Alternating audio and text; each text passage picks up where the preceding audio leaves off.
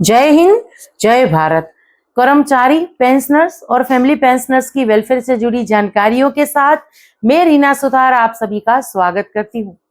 आज के इस वीडियो की शुरुआत करते हुए सबसे पहले बात कर लेते हैं उन टॉपिक की जिसकी जानकारी आज के इस वीडियो के माध्यम से आप सभी लोगों को मिलने वाली है। देखिए, 8वें वेतन आयोग में हमारे फिटमेंट फैक्टर के तौर पर हमें एक अच्छा खासा आंकड़ा चाहिए, ये तो आप सब जानते हैं। इसके साथ साथ इस 8वें वेतन आयोग की कमेटी से डीए मर्स की मांग है और बहुत सारी मांगे हैं, एचआरए टीए में वृद्धि की मांग है। तो ऐसी मांगों के बीच अब देखिए 8वें वेतन आयोग की कमेटी से कुछ और बड़ी मांगे जो हैं वो कर्मचारी संगठन कर रहे हैं। आज के इस वीडियो में विस्तार से इसके बारे में बात करेंगे, क्योंकि ये सारी मांगे जो हैं वो अगर 8वें वेतन आयोग की कमेटी मान लेती है तो आने वाले दिनों में इसका सीधा फायदा केंद्र और राज्य के कर्मचारियों और पेंशनर्स और फैमिली पेंशनर्स को भी होगा। तो ऐसे में हम सभी के लिए ये अपडेट काफी मायने रखती है। तो चलिए विस्तार से इसके बारे में बात करते हैं। इसके साथ साथ आज के इस वीडियो में देखिए मैंने कुछ कमेंट्स तो शामिल नहीं किए हैं, लेकिन हमारे पेंशनर्स और फैमिली पेंशनर्स के लिए पेंशन समस्याओं से जुड़ी हुई कुछ जानकारी जो है वो जरूर शेयर करने वाली हूँ, और इसको भी जानना आप सभी लोगों के लिए बेहद ही महत्वपूर्ण हो जाता है, क्योंकि यहाँ पर बात होगी सरकार के द्वारा जो प्रयास किए जा रहे हैं उसके बारे में। तो चलिए इसी जानकारी के लिए आज के इस वीडियो में आगे बढ़ते हुए आप सभी से निवेदन है कि वीडियो में अंत तक बने रहिएगा। इस चैनल के माध्यम से दी गई जानकारी अगर आप सभी लोगों के लिए यूजफुल रह रही है तो लाइक और शेयर कर दीजिएगा। इस वीडियो को हाइप करके हर एक कर्मचारी पेंशनर्स तक इस वीडियो को पहुंचाइएगा। आप चाहें तो चैनल को ज्वाइन कर सकते हैं, लेकिन अगर सब्सक्राइब नहीं किया है जल्दी से पहले चैनल को सब्सक्राइब कर लीजिए, नोटिफिकेशन ऑन करिए, फिर वीडियो को देखना कंटिन्यू करिए। तो चलिए इसी के साथ आज के इस वीडियो की शुरुआत करती हूँ, और सबसे पहले हम बात करते हैं 8वें वेतन आयोग से कुछ नई और बड़ी मांगे हैं उसके बारे में। अब देखिए ये मांगे क्या है। पे स्केल मर्ज करने की मांग और वेतन संरचना को सरल बनाने का प्रस्ताव है। ये वेतन संरचना की बात करें तो इसको सरल बनाने का प्रस्ताव रखा है। कर्मचारियों पर इसका सीधा असर पड़ेगा और पेंशनर्स के लिए दीर्घकालिक लाभ होगा। जो कर्मचारी 8वें वेतन आयोग में रिटायर होकर आएंगे वो उसके बाद जब वो पेंशन आएंगे तो फायदा उनको देखने के लिए मिलेगा। अब पे स्केल मर्जर है क्या, इसको समझते चलिए। खास तौर पर हमारी ये जानकारी जो है हमारे कर्मचारियों के लिए, चाहे केंद्र के हो चाहे राज्य के हो। समान प्रकृति वाले कई पे लेवल को एक साथ मिलाकर वेतन संरचना को आसान और पारदर्शी बनाने की प्रक्रिया। अब जटिल वेतन संरचना, प्रमोशन वेतन वृद्धि में बड़ा अंतर, ये कुछ परेशानियां थी, इसी को सही करने की यहाँ पर बात की गई है। तो देखिए समान प्रकृति वाले पे लेवल का विलय करके कम जटिलता और अधिक समानता लाने का यहाँ पर प्रयास किया जा रहा है।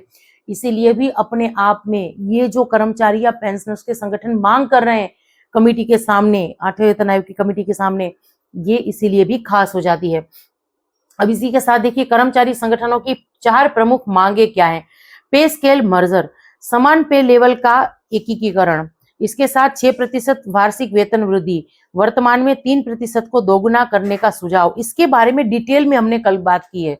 अगर आपने वो वीडियो नहीं देखा तो चैनल पर जाकर देख सकते हैं कैसे 3% से बढ़ाकर 6% वेतन वृद्धि की जहां बात की जा रही है उससे फायदा कैसे होगा।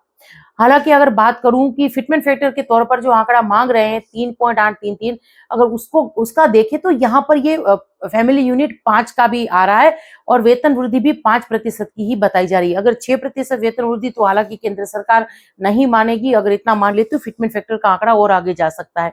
अब देखिए बेहतर फिटमेंट फैक्टर की मांग है। बेसिक सैलरी तय करने के लिए उच्च गुणक की मांग, यानी फिटमेंट फैक्टर अच्छा खासा चाहिए, कम से कम 7वें वेतन आयोग से ज्यादा ही चाहिए। बेसिक में डीए का विलय, महंगाई भत्ते को मूल वेतन में शामिल करने पर चर्चा। तो ये वेतन आयोग से पहले या वेतन आयोग में भी ये सिफारिशों में शामिल होना चाहिए। अगर पे स्केल मर्ज हुआ तो क्या होगा इसको समझते चलिए। शुरुआती बेसिक वेतन यानी शुरुआती बेसिक वेतन में वृद्धि की संभावना है। इसके साथ साथ अगर हम बात करें तो रिटायरमेंट की, तो भविष्य में पेंशन की गणना पर सकारात्मक और स्थायी प्रभाव पड़ सकता है। इसके साथ प्रमोशन की अगर बात करें तो अगले प्रमोशन पर कर्मचारियों को अधिक वित्तीय लाभ होगा, यानी चाहे एमएससीपी मिलती है या प्रमोशन होता है फायदा ज्यादा होगा। पेंशनर्स के लिए इसका महत्व समझते चलिए। नया बेसिक वेतन कर्मचारियों के बेसिक में वृद्धि करेगा। संशोधित पेंशन जो है, नया बेसिक बढ़ने पर पुरानी पेंशन का उच्च स्तर पर संशोधन होगा, यानी सैलरी ज्यादा होगी तो ऑटोमेटिकली पेंशन भी ज्यादा होगा।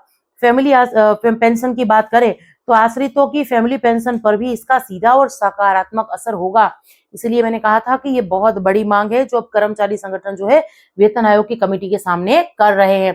अब फिटमेंट फैक्टर और वेतन वृद्धि का गणित समझते चलिए। प्रस्तावित 6% वृद्धि है, यानी ये मांगी गई है। इससे वेतन में एक बड़ा अंतर जो है आपको देखने के लिए मिलेगा, यानी कंपाउंड इफेक्ट सीधा सीधा होगा। वर्तमान में भी ये 3% है। अब इसको देखिए, कर्मचारी संगठन 3% की जगह 6% वार्षिक वेतन वृद्धि की मांग कर रहे हैं। इससे लंबी अवधि में वेतन में एक बहुत बड़ा अंतर आ सकता है, यानी साल में जो 3% बेसिक बढ़ती है सैलरी की, उसको 6% बढ़ाने की मांग है। सबसे बड़ा सवाल कि अब आगे क्या हो सकता है, क्या सच में पे स्केल मर्ज होगा? इसके साथ अगर बात करें तो नया फिटमेंट फैक्टर कितना तय होगा, और एक सवाल कि पेंशन और सैलरी में वास्तविक बढ़ोतरी कितनी होगी। अब अगर इसकी बात करें तो देखिए, इन सभी सवालों के सटीक जवाब आने वाले समय में 8वें वेतन आयोग की सिफारिश है और इसके बाद केंद्र सरकार के अप्रूवल के बाद ही मिलेंगे। लेकिन ये मांगे अपने आप में इसलिए भी महत्व रखती हैं क्योंकि देखिए, फिटमेंट फैक्टर की बात करें, डीए मर्ज की बात करें, पे लेवल मर्ज की बात करें, एचआरए टीए में बढ़ोतरी की बात करें, इंक्रीमेंट की बात करें, ये सारी मांगे ऐसी हैं जो आने वाले दिनों में, यानी 8वें वेतन आयोग का खाका तैयार करेगी। 8वें वेतन आयोग में आपकी सैलरी या पेंशन में कैसे कितनी बढ़ोतरी होगी, ये सारी बात जो है इन्हीं सिफारिशों से तय होगी। क्योंकि सिफारिशों में अगर 8वें वेतन आयोग की कमेटी इन सभी मांगों को शामिल करेगी तब केंद्र सरकार जाकर इस पर विचार करेगी और कैबिनेट का अप्रूवल मिलेगा। इसीलिए भी इन मांगों के बारे में जानना हमारे लिए बेहद ही जरूरी हो जाता है। चलिए, अब ऐसी और ही एक जरूरी बात, विशेष अभियान 3.0 लंबित पेंशन शिकायतों का समयबद्ध और गुणात्मक समाधान। अवधि थी 7 जुलाई से लेकर 18 अगस्त 2026 तक। हालांकि ये जानकारी हमारे पास थोड़ी सी लेट आई है, पर देखिए, जैसे कि मैं इस चैनल के माध्यम से लगातार ये कोशिश करती हूँ कि हमारे सभी पेंशनर्स, फैमिली पेंशनर्स को सीपी ग्राम के बारे में पता हो, लेकिन अगले 2 मिनट हम बात करने वाले हैं कि देखिए ये सब काम कैसे करता है। सरकार जो पेंशनर्स या फैमिली पेंशनर्स हैं, इनकी पेंशन संबंधी समस्याओं को लेकर कितना सीरियस है। देखिए, वर्तमान स्थिति की अगर बात करूं तो ये मई 2026 से ये सब कुछ चल रहा है। सीपी ग्राम पोर्टल पर शिकायतों के समाधान का औसत समय 21 दिनों तक पहुंच गया है, यानी 21 दिनों के अंदर अंदर जवाब दे देना होता है। अभियान की आवश्यकता क्यों पड़ी? भारी देरी विशेष रूप से पुरानी भौतिक फाइलों और प्रशासनिक चूकों के कारण पेंशन भोगियों के लिए कठिनाई पैदा कर रही है। पेंशन और पेंशन भोगी कल्याण विभाग यानी डीओपीपीडब्ल्यू द्वारा किए गए मूल कारण विश्लेषण से देरी के 5 विशिष्ट क्षेत्रों की पहचान हुई है। यानी कि ऐसा नहीं है कि जो पेंशन एंड पेंशन मंत्रालय है, वो जो है डिपार्टमेंट है, वो आपकी समस्याओं को लेकर सीरियस नहीं है। देखो, इन्होंने ये देखा है, इस बात पर पूरा गहन चर्चा की है अधिकारियों से कि क्या कारण है कि कोई पेंशनर्स या फैमिली पेंशनर्स अगर सवाल पूछते हैं, पेंशन संबंधी समस्या लेकर हमारे पास आते हैं, सीपी ग्राम के पास आते हैं, तो क्या कारण है कि इन समस्याओं का समाधान नहीं हो पा रहा है। तो कुछ इसको लेकर देखिए कारण क्या सामने आए हैं। मूल कारण इसका ये विश्लेषण समझिए, लेट क्यों हो रहा है। पारिवारिक पेंशन की विसंगतियों की अगर बात करें तो असाधारण या वीरता पुरस्कार के स्थान पर केवल सामान्य पारिवारिक पेंशन का भुगतान हो रहा था।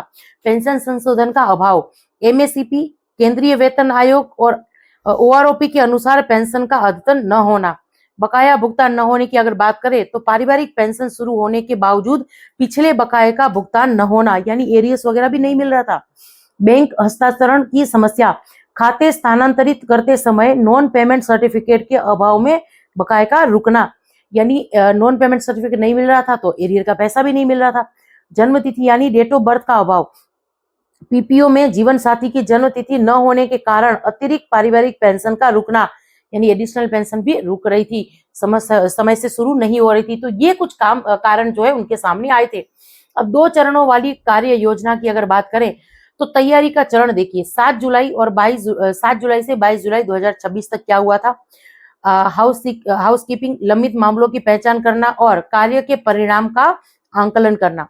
और इसका दायरा था 31 जुलाई 2024 या उससे पहले देय ऑनलाइन और भौतिक दोनों तरह की शिकायतों को दूर करना। तो अभी तक ये कामकाज हो चुका। अब आगे देखिए, निष्पादन चरण की अगर बात करें, 22 जुलाई से 18 अगस्त तक मुख्य लक्ष्य क्या है? शिकायतों का गुणात्मक और अंतिम समाधान। जो महीनों महीनों से लंबित मामले चल रहे थे उसका जल्दी से जल्दी निवारण होना चाहिए।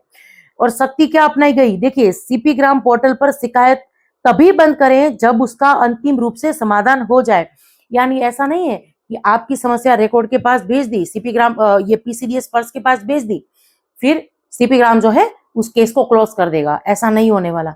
जब तक अगर आपने एमएससीपी को लेकर कंप्लेन की है, एसीपी को लेकर की है, कोई एरियस को लेकर की है, जब तक इसका संपूर्ण समाधान नहीं हो रहा तब तक सीपी ग्राम आपका केस क्लोज नहीं करेगा। तो कुछ इस तरीके से निर्देश इनको भी मिले हैं। तैयारी चरण के मुख्य उद्देश्य और लक्ष्य क्या है? मंत्रालयों के लिए क्या दिशा निर्देश है? जहां ऑन ड्यूटी मृत्यु के मामले अधिक है वहां आश्रितों को दिए जाने वाले लाभों जैसे कि ईओएफपी, अनुग्रह राशि, वीरता पदक, भत्ते की सख्ती से पुनः जांच करिए। और इसके साथ साथ जो है, शिकायत दर्ज होने से पहले संभावित मामलों का समाधान करना बेहद ही जरूरी हो जाता है। इसके साथ आगे कहा है कि पेंशन संवितरण बैंकों के लिए इन डीएफएस के तहत काम करने वाले बैंक उन पीपीओ की पहचान करें जिनमें जीवन साथी की जन्म तिथि यानी डेट ऑफ बर्थ का विवरण गायब है। अब खुद बैंकों की थोड़ी सी ये जवाबदारी है कि पीपीओ को जांचें और जो पेंशनर्स हैं उनको इसके बारे में अवगत कराएं। अभियान की समय सीमा और मुख्य पड़ाव क्या है? 7 जुलाई से ये सब कुछ, जैसे कि मैंने कहा था कि अभियान की शुरुआत हुई। जुलाई का चौथा सप्ताह, इसमें तैयारी चरण शुरू हुआ, अंत चरण समीक्षा हुई। यानी ये समीक्षा हुई कि मामलों में दिक्कतें कहाँ आ रही हैं, क्यों पेंशनर्स और फैमिली पेंशनर्स को समय से उनकी समस्या का समाधान नहीं हो पा रहा है, मिल पा रहा है। 22 जुलाई की बात करें तो इसके बाद जो है कामकाज और आगे बढ़ा। अगस्त 18 तक जो है ये मध्य चरण समीक्षा है और 18 अगस्त को विशेष अभियान 3.0 का समापन होगा। इससे पहले पहले सभी पुराने मामलों की जांच होगी और ऐसे मामले अब और आगे बढ़ेंगे। अब देखिए, आज के इस वीडियो में इस जानकारी को साझा करने का मेरा उद्देश्य यही है कि आप सभी को, यानी जो भी ये वीडियोस देख रहे हैं या आपके परिवार में कोई पेंशनर से, फैमिली पेंशनर से, डिपेंडेंट है, तो उन तक भी ये जानकारी पहुंचनी चाहिए कि केंद्र सरकार भी अपने तरीके से या पेंशन मंत्रालय अपने तरीके से ये कोशिश कर रहा है कि जब आप सीपी ग्राम के थ्रू कंप्लेन दर्ज कराते हैं तो उसका समाधान जल्दी से जल्दी हो। तो किसी भी पेंशनर, फैमिली पेंशनर्स को इस बात को लेकर निराश होने की जरूरत नहीं है कि 4 महीने हो गए, 6 महीने हो गए, हमने सीपी ग्राम पर कंप्लेन दर्ज कराई है लेकिन उसका निवारण नहीं हो रहा। अब जवाबदेही तय हो रही है रिकॉर्ड की, पीसीडीए की, स्पर्श की। अगर आप केंद्र के किसी भी विभाग के कर्मचारी हैं तो आपकी विभाग की जवाबदेही तय होगी और हो भी रही है। तो ये एक बहुत अच्छी बात है हमारे पेंशनर्स और फैमिली पेंशनर्स के लिए। अब आप इस बारे में क्या सोचते हैं? और इसके साथ साथ कमेंट्स के माध्यम से मुझे ये भी जरूर से बताइएगा कि क्या ऐसे विषयों पर हमें बात करनी भी चाहिए या नहीं, क्योंकि बहुत सारे कमेंट्स ऐसे भी आते हैं जहां कहते हैं कि सीपी ग्राम के बारे में बात करना समय की बर्बादी ही है। आप क्या सोचते हैं? कमेंट्स के माध्यम से जरूर से शेयर करिएगा।